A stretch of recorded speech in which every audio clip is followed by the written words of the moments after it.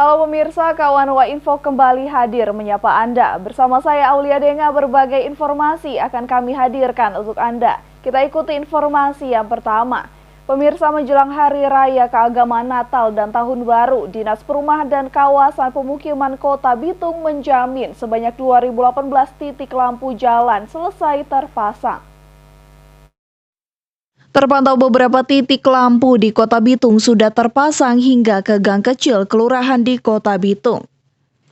Kadis Perkim Kota Bitung, Max Mapahena, saat ditemui di ruang kerjanya menjelaskan, hal tersebut dilakukan untuk memberikan kenyamanan serta keamanan bagi masyarakat dalam menyambut Hari Raya Natal dan Tahun Baru nanti. Dalam rangka menjabarkan visi misi Wali Kota Bitung terang, maka pemerintah Kota Bitung, dalam hal ini Dinas Perkim Kota Bitung, telah melakukan pemasangan lampu sebanyak 2018 titik lampu baru yang kita pasangkan di tahun 2022, dan kita masih ada PR di tahun 2023 sebanyak 2000 titik.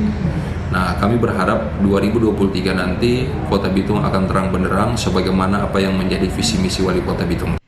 Pihaknya pun menargetkan sebanyak 2018 titik akan terpasang hingga akhir Desember.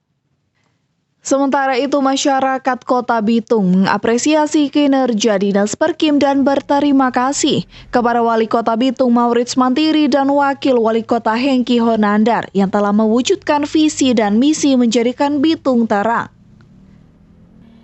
Dari Bitung, tim liputan kawan Wa TV melaporkan.